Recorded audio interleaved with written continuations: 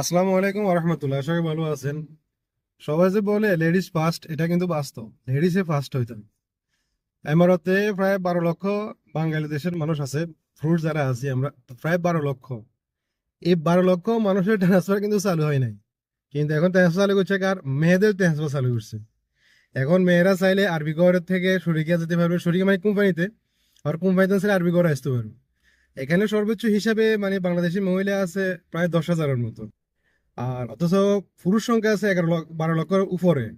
মানে যারা বৈধভাবে এদেশে ভিসা নিয়ে আসে তারা, আর অবৈধভাবে বিভিন্ন ওমান বর্ডার বা সৌদি বর্ডার খরচ করে যারা আসছে তাদের হিসাবের বাইরে। তো এখন আমাদের বর্তমানে যে এমবেসি, তার যে অন্তপক্ষে এটা প্রতি অন্তপক্ষে ইন্টারফেয়ার করার দরকার ছিল, সেটা হচ্ছে যাই আমাদের দরকার পুরুষ ট্রান্সপোর্টটা। এই যে দেখেন, মানুষ বর্তমানে কিভাবে একটা ইয়ে হইতেছে, সেটা হচ্ছে যাই অবৈধ হইতেছে। আপনি যদি গড় হিসাব করেন দৈনিক 100-র উপর মানুষ অবৈধ হইতেছে। এখন যারা তো পূর্ব অবৈধ হয়ে গেছে, এখন দেখা যাচ্ছে এখানে বিভিন্ন জরিমানা এসে গেছে, বিভিন্ন সমস্যার মধ্যে পড়তেছে, বিভিন্ন স্যাক চলতেছে। এখন এই স্যাকের মাধ্যমে কি হতেছে, মানুষগুলো এখন এদিক সেদিক ভাগাভাগি করতেছে। এখন ইনকাম সিস্টেম মানুষের বন্ধ হয়ে যাচ্ছে। যেখানে ডক্টর ইউনূসের বর্তমান রাষ্ট্রপ্রধান যেটা ডক্টর ইয়াতে, উনি যেটা প্রবাসীর জন্য যেটা চাইছিল রিজার্ভ, উনি কিন্তু পর্যাপ্ত ফোনে বর্তমানে কিন্তু রিজার্ভ পাইছে। কিন্তু ওই রিজার্ভটা এখন কিন্তু সেটা আবার ডাউনের পথে হইতে চলছে। কারণ সেটা হচ্ছে যাই মানুষের, আমরা যারা প্রবাসী আছি তাদের মানে ওই খবরটা না নেওয়ার কারণ তাদের চাহিদা কি, তাদের সমস্যা কোথায়। তো ঠিক আছে, আউটসাইডে ভিসা বন্ধ, ওকে, কোনো সমস্যা নাই।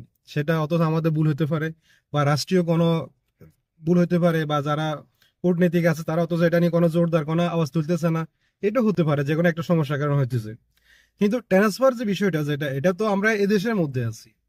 তো এখন যদি একে দেখেন, এই যে মানুষ যে ইনকাম সোর্স বন্ধ হয়ে যাচ্ছে, তো রেমিটেন্স বন্ধ হচ্ছে না।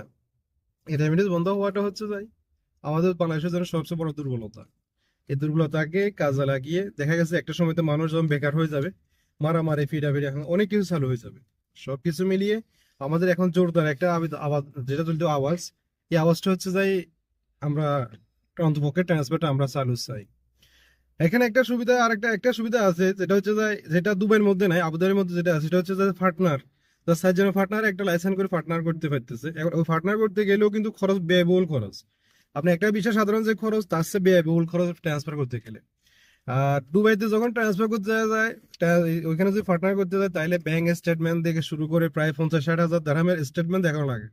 তো এখন একটা বাংলাদেশের মানুষের কাছে কি 50-60 হাজার টাকার স্টেটমেন্ট এখানে পাইবে কোথা গেছে, কি লেনদেনটা কই পাইতেছে এত টাকার একে দেশের ব্যাংকে। সবকিছু মিলিয়ে আমরা এখন এটা চাই, সেটা হচ্ছে যাই আমাদের ট্রান্সফারটা খুলে দেওয়া।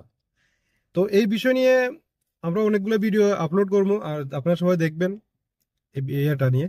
তো সবাই ভালো থাকবেন, সুস্থ থাকবেন। আর আমরা সবাই জোরদার আবারও দাবি জানাচ্ছি, সেটা হচ্ছে যে আমাদের যেন ট্রান্সফারটা চালু করা হয়। আসসালামু আলাইকুম ওয়া রাহমাতুল্লাহ।